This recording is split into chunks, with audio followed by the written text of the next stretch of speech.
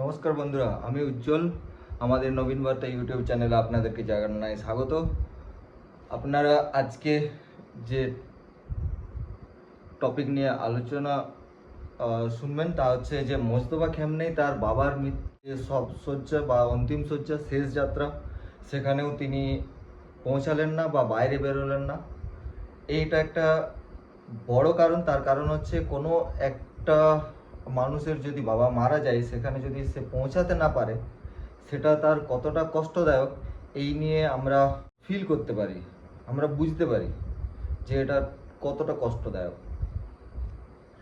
এই যে ইরান আজকে আলী খেমনের শবযাত্রার যে অনুষ্ঠান আজকে পুরো বিশ্বজুড়ে মানুষ তা দেখলো, তা চারটিখানি কথা নয়। কারণ আজকের এই যে শবযাত্রা, আলী খেমনের শেষ যাত্রাতে প্রায় 1 কোটিরও বেশি মানুষ এখানে পৌঁছেছেন, এটা আমরা দেখতে পাচ্ছি। কিন্তু এই যে অন্তিম যাত্রা বা শেষ যাত্রা, এই শেষ যাত্রায় কারা কারা পৌঁছালেন, কারা কারা না, সেই নিয়ে আমরা বিস্তারিত আলোচনা করব আজকে। আর মোস্তফা খেমনেই কেনই বা বাইরে বেরোলেন না, কেনই বা তিনি নিজের বাবার শেষ যাত্রায় পৌঁছালেন না, সে নিয়ে আমরা আলোচনা করব আজকে।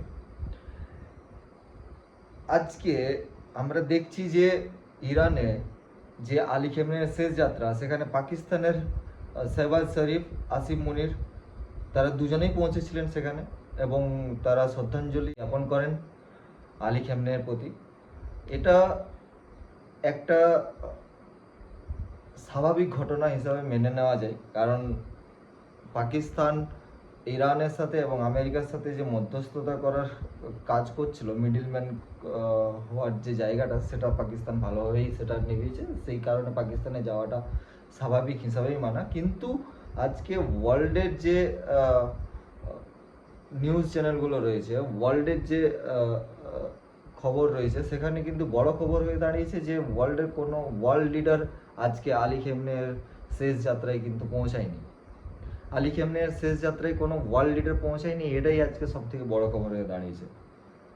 এটা তো আজকে আমরা ভালোভাবে বুঝতে পারছি যে পাকিস্তানের জায়গা কতটা, পাকিস্তানের জায়গা পুরো বিশ্ব জুড়ে কতটা। কারণ তারা যাওয়াতেও সেটা যদি ওয়ার্ল্ড মিডিয়া কভার না করে, ওয়ার্ল্ড মিডিয়া যদি এটা কভার করে যে নরেন্দ্রনাথ মোদী কেন সেখানে পৌঁছালো না, পুতিন কেন পৌঁছালো না, শি জিনপিং কেন পৌঁছালো না, তাহলে এটা একটা ভাবার বিষয় যে পাকিস্তানের জায়গা কতটা। সেটা পরবর্তী কোনো ভিডিওতে আলোচনা করবো যে পাকিস্তান কোন জায়গায় আছে কি না, সেটা অন্য টপিক।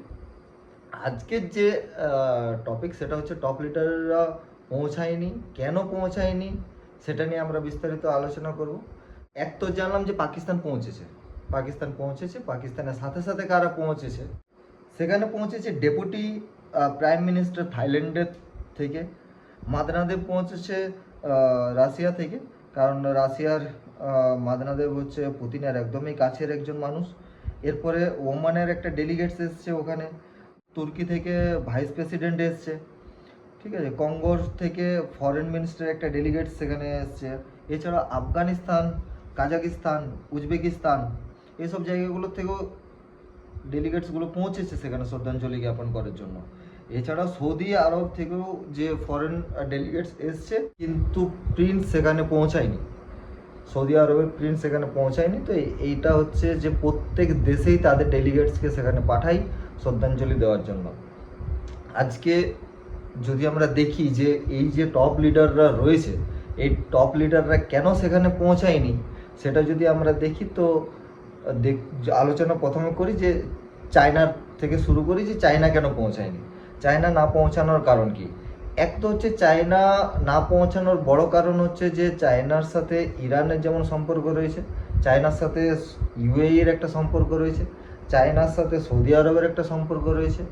সব কান্ট্রিগুলো গল্ফ যে গালফ কান্ট্রিগুলো আছে বা মিডল ইস্টের যে কান্ট্রিগুলো আছে, সেখানে চায়নার সাথে একটা রিলেশন ভালোভাবে তৈরি করেছে চায়না।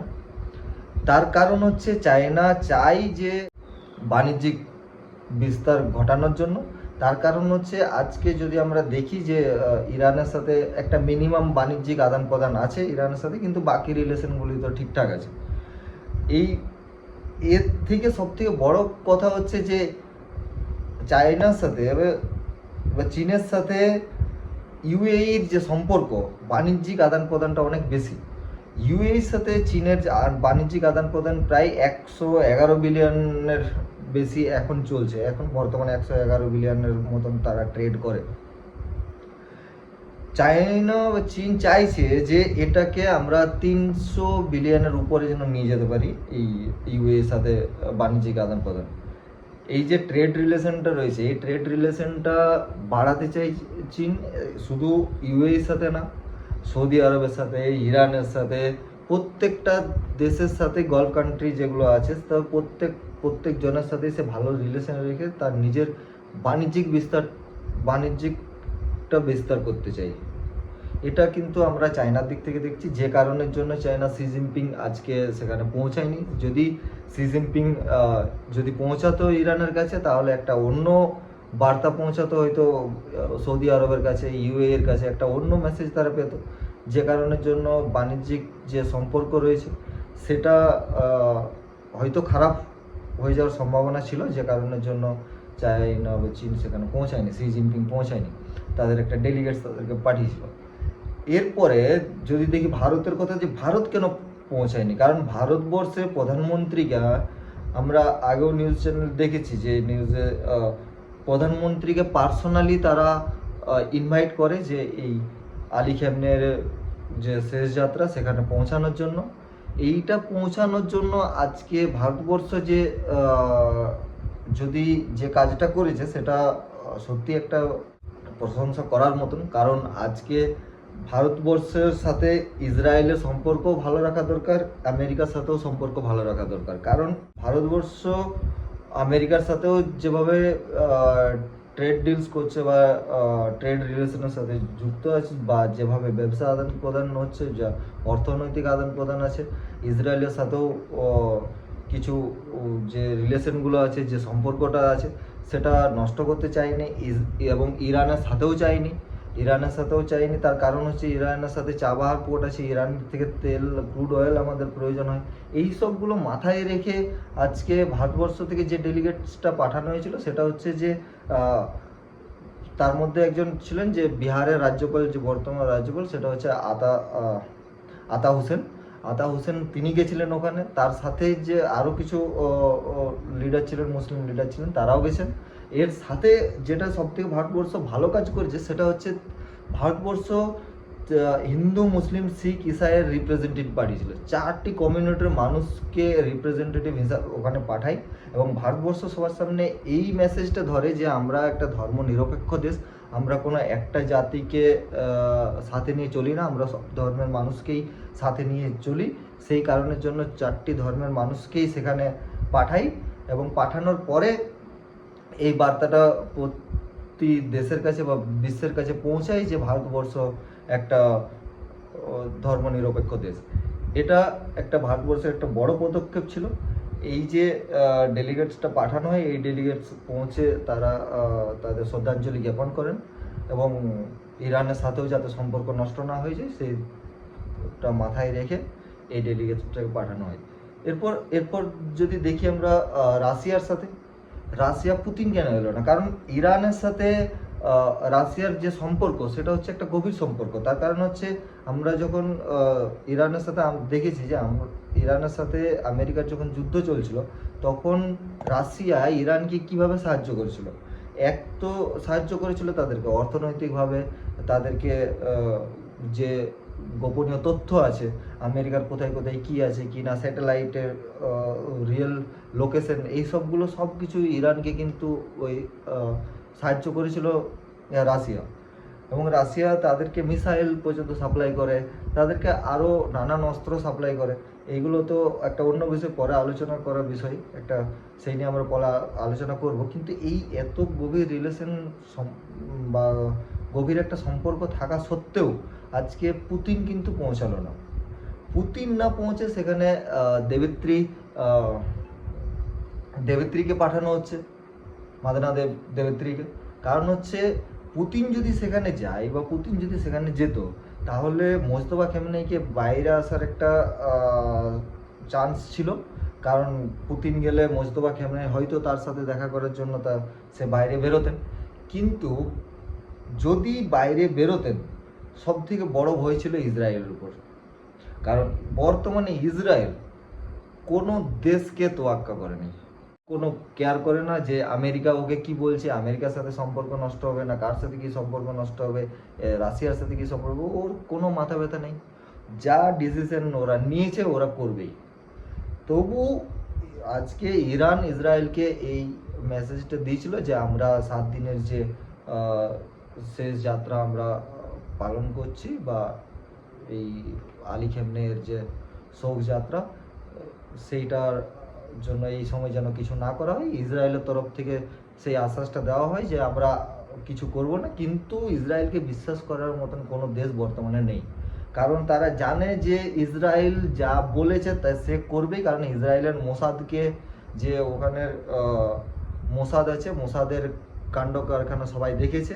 তারা কিভাবে কাকে কিভাবে মারতে হয়, কাকে কিভাবে সরাতে হয় তারা জানে। সেইভাবে তারা মোস্তফা খেমনে বাইরে আসার রিস্ক বা এইটা নেয়নি, রিস্কটা যাতে বাইরে গেলে কি হতে পারে কি না হতে পারে এই নিয়ে একটা তাদের মধ্যে সংশয় ছিল, যে সংশয়টা আজকে সবার সামনে এসছে। আমরা দেখতে পাচ্ছি যে মোস্তফা খেমনে যদি বাইরে বেরোতেন তো কি হতো।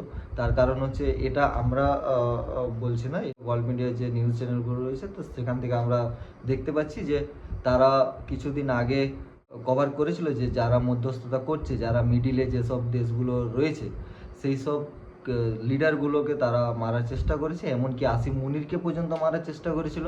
এই নিউজগুলো আমরা দেখেছি, ওয়ার্ল্ড মিডিয়া কভার করেছে, আমেরিকা কিছু মিডিয়া চ্যানেল আছে তারা কভার করেছে। তো এরপর এই 7 দিন পরে আবার শুরু হবে তাদের শান্তি বার্তা, আমেরিকার সাথে ইরানের একটা শান্তি বার্তা শুরু হবে। কারণ এই শান্তি বার্তা যদি শুরু না হয় তাহলে যুদ্ধ হয়তো আরও বাড়বে কি না সেই নিয়ে সন্দেহ আছে। আর তার আগে ইরান যেটা চাই সেটা হচ্ছে আলী খেমনের যে মৃতদেহ সেটাকে তারা ইরাকে নিয়ে যেতে চায়। ইরাকের হচ্ছে নজফ আর করবলা বলে যে জায়গা আছে সেখানে তারা একটা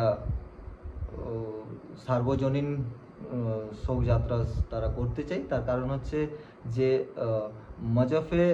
নজফে যে একটা দরগা আছে, ইমাম আলী দরগা, আর করবলাতে আর একটা দরগা আছে, সেটা হচ্ছে যে হুসেন এবং আব্বাসের দরগা। এই দুটা দরগায় অনেকটা পবিত্র মানা হয়, শিয়া মুসলিমদের যে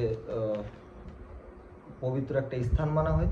সেই স্থানে তারা আলী খেমনের মৃতদেহকে নিয়ে যেতে চাই। এছাড়াও আরও অনেক কিছু প্ল্যান রয়েছে সেখানে যাওয়া, সেগুলো আমরা পরে আপডেট পেলে আপনাদের সাথে অবশ্যই শেয়ার করব। তার আগে আপনাদেরকে বলি চ্যানেলটি সাবস্ক্রাইব করে আমাদের সাথে পাশে থাকুন, যার কারণে আমাদের এই ভিডিওগুলো বানানোর আরও অনুপ্রেরণা জাগে। নমস্কার।